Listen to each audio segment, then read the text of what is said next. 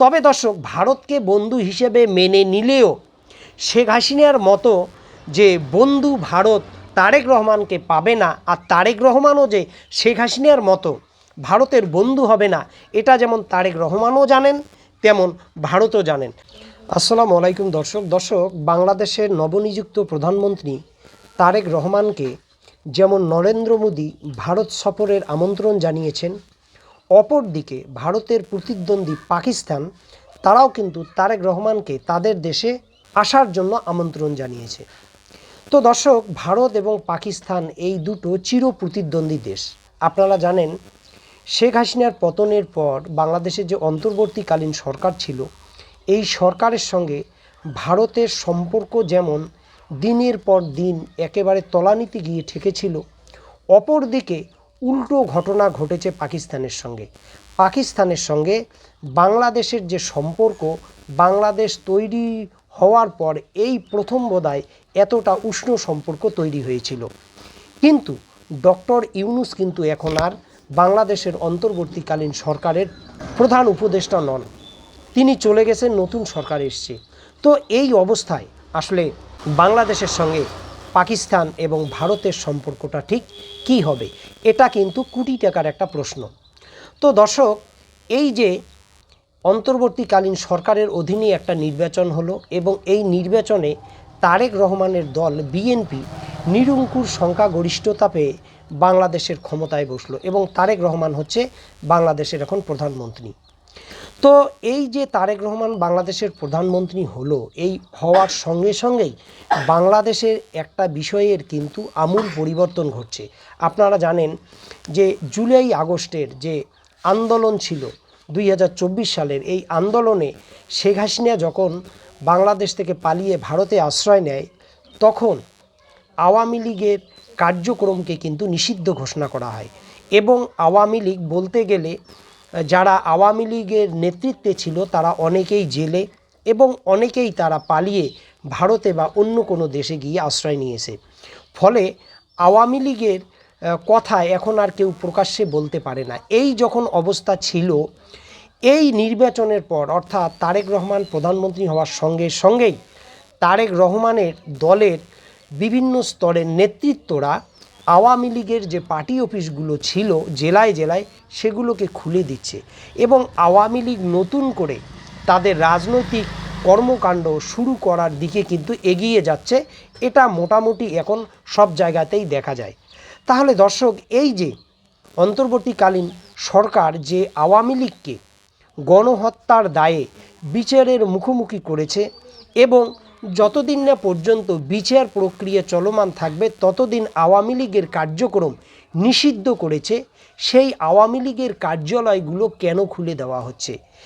এই যে আওয়ামী লীগ এবং এই যে ভারত বরাবরই শেখ হাসিনাকে ভালোবাসে, শেখ হাসিনার সঙ্গে ভারতের একটা গভীর সম্পর্ক ছিল, এখনও আছে, আর আছে বলেই আজকে শেখ হাসিনাকে আশ্রয় দিয়েছে ভারত। এই শেখ হাসিনার যে রাজনৈতিক দল আওয়ামী লীগকে রাজনৈতিকভাবেও কিন্তু ভারত অত্যন্ত ঘনিষ্ঠ রাজনৈতিক দল হিসেবে মনে করে।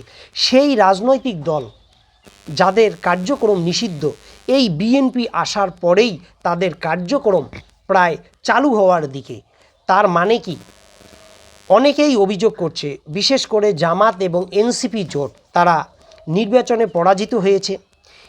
এই বিরোধী যে রাজনৈতিক দল তারা কিন্তু অভিযোগ করছে যে এই তারেক রহমান ক্ষমতায় আসার জন্য ভারত এবং আওয়ামী লীগ এবং মার্কিন যুক্তরাষ্ট্রের সঙ্গে তলে তলে একটা যোগসাযোগ করে নির্বাচনকে ইঞ্জিনিয়ারিং করে তিনি ক্ষমতায় এসছেন এবং এই বিষয়টা বাংলাদেশের জনগণের একটা বড় অংশ এই বিএনপির যে কার্যক্রম, তারেক রহমানের যে কার্যক্রম শুরু হয়েছে, এটার থেকে এই যে অভিযোগগুলো, সেই অভিযোগগুলোর সত্যতা কিন্তু তারা খুঁজে পাচ্ছে।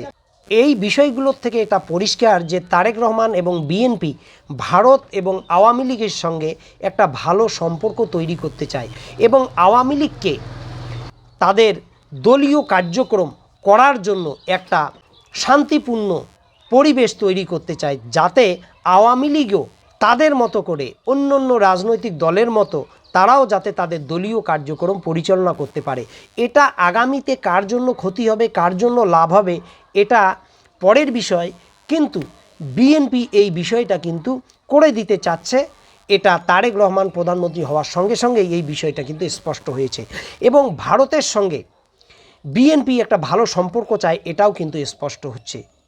তাহলে দর্শক, এই যে তারেক রহমান তাহলে কোন দেশ আগে সফর করবেন, এই বিষয়গুলোর থেকে মোটামুটি স্পষ্ট যে তিনি ভারত এবং পাকিস্তানের মধ্যে বন্ধু হিসেবে প্রথমে তিনি ভারতকেই বেছে নিতে চান, এটা মোটামুটি স্পষ্ট।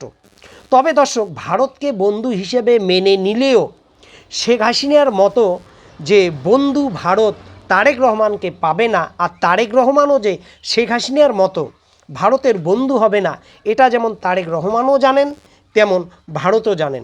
ভারতের বিষয়টা হচ্ছে যে আওয়ামী লীগ তাদের সবচেয়ে কাছের বন্ধু, শেখ হাসিনার তাদের সবচেয়ে কাছের বন্ধু, কিন্তু যেখানে জামাত, এনসিপির মতো দল বাংলাদেশে ক্ষমতায় আসতে চায় বা আসার জন্য লড়াই করে, সেখানে মন্দের ভালো হিসেবে বিএনপি ভারতের অনেক কাছের বন্ধু হতে পারে, অন্তত জামাতের সঙ্গে তুলনামূলকভাবে।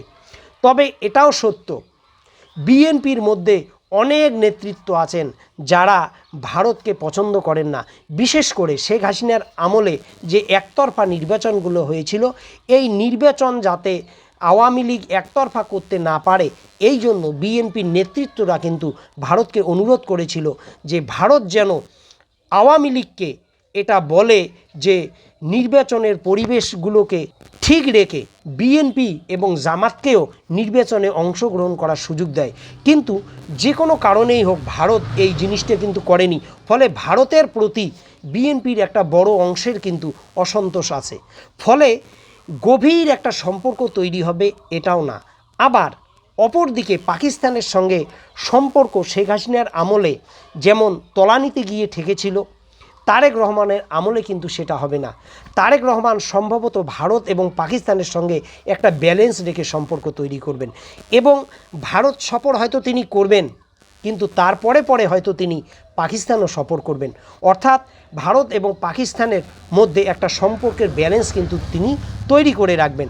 তবে তিনি প্রথমে ভারত সফর করবেন, এটা মোটামুটি তার যে বর্তমান যে কার্যক্রম, এটার থেকে মোটামুটি কিন্তু এটা স্পষ্ট।